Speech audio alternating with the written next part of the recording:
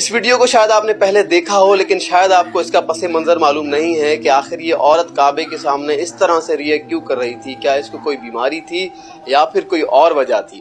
تو میں نے اس پر کافی ریسرچ کی، لوگوں سے معلومات حاصل کی۔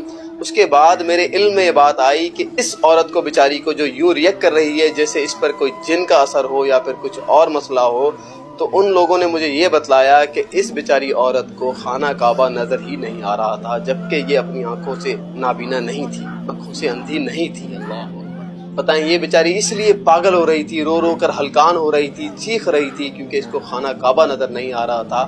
اور یہ یقیناً ایک مسلمان مرد یا عورت ہر ایک کے لیے تکلیف دہ مرحلہ ہے کہ اگر وہ خانہ کعبہ تک پہنچ جائے اور اللہ تعالیٰ کا بیت اللہ شریف یعنی خانہ کعبہ جیسی مقدس مقام پر پہنچ کر اس کو اپنی آنکھوں سے خانہ کعبہ نظر نہیں آئے۔ اللہ اکبر۔ تو نہ جانے اللہ تعالیٰ کی اس میں کیا حکمت اور کیا بصیرت ہے، کیوں اس طرح سے اس عورت کو خانہ کعبہ نظر نہیں آ رہا۔